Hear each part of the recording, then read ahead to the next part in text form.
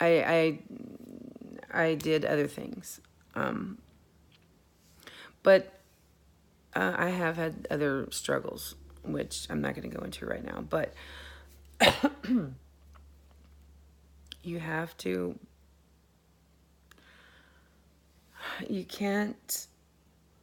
If someone is abusing alcohol, it's not going to help to put them on bipolar medication, because it's only going to, there's going to be,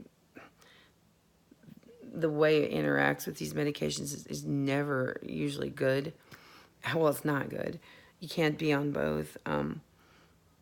So dual diagnosis is really, it's important, because people can hide their alcohol use, and they should be tested. They really should. People who have mental disorders should be tested for drugs and alcohol, and not just when they first start. I mean, because my brother hid his, from his psychiatrist for years. So, the thing of it is, and it was making his health just deteriorate more and more. Don't look at the person like they're a horrible person. They're a drug addict. They have a disease. They're going to just suffer with this disease for the rest of their life. Yes, they can overcome it, but it's going to be a daily struggle, and they're going to need lots of support, lots of help, lots of encouragement. They're going to need professional help, rehab, and if they have mental, they're going to need that help too. It cannot be done, or no one's an island.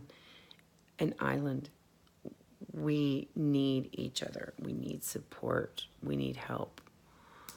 And when a person, if a person is not willing to accept help, that's another thing we have to accept. Not everybody's going to want to accept it. Not everybody's going to want to admit it. So help the ones you can. And just try to be there and encourage, and don't enable the person, but just don't turn your back on them either. Like, let them know you're there. If they need anything, like if they're hungry and they need food, or they need somebody to talk to, they're depressed, or don't give them money to buy drugs, obviously, or alcohol. But I mean, I know families, it's easier said than done. I know. I've been there. So, the quicker, the sooner the younger age that you can get them help, the better. Because the more it goes, the harder it is to do anything. And I've already seen 2 deaths in my family, and almost me. My dad and my brother, and like it's got to stop somewhere, And that's why I'm so passionate about this. If I can help somebody see this person that is suffering is not a horrible human being. They're in a rut. They're in this cycle of their brain that they just can't get out of by themselves. They're going to need help. But, it may take them hitting rock bottom, and whatever that might be. But they're even saying that the tough love thing, just saying that you're never going to have anything to do with them is it may be more of a hindrance. It may be more of a harm than good to shut the person out of your life completely. I couldn't do it myself. Not with my kids, not with my brother.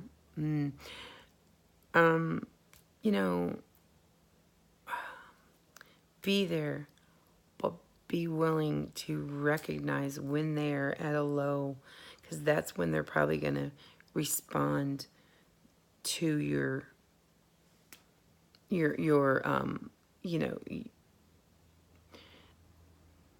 to your suggestions of, help.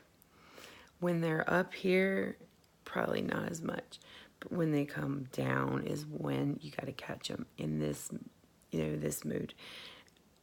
And when they feel like it's all caving in, try to recognize, try to be there, offer them support, give them suggestions, and let them know it can get better. Yes, it can. I am an example of that. Not an addict anymore.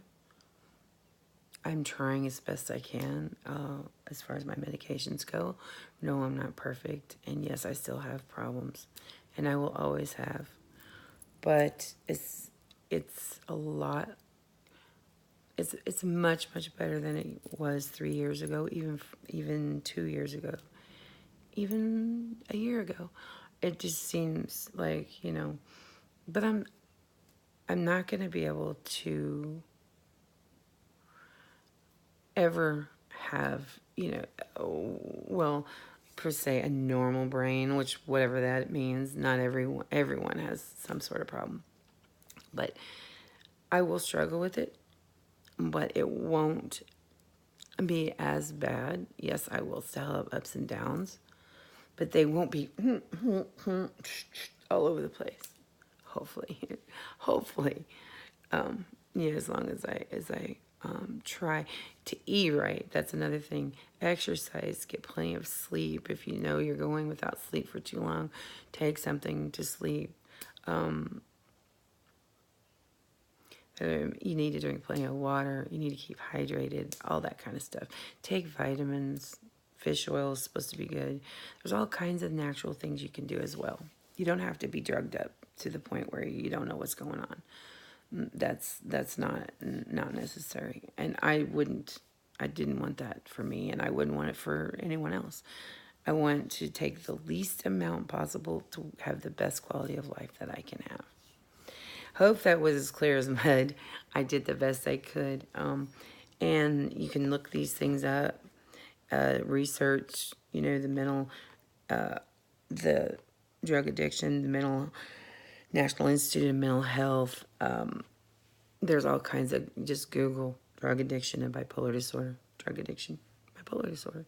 You'll come up with all kinds of stuff. You'll come up with so much you won't know what to do. But I just trying to help people become more informed. And I know that,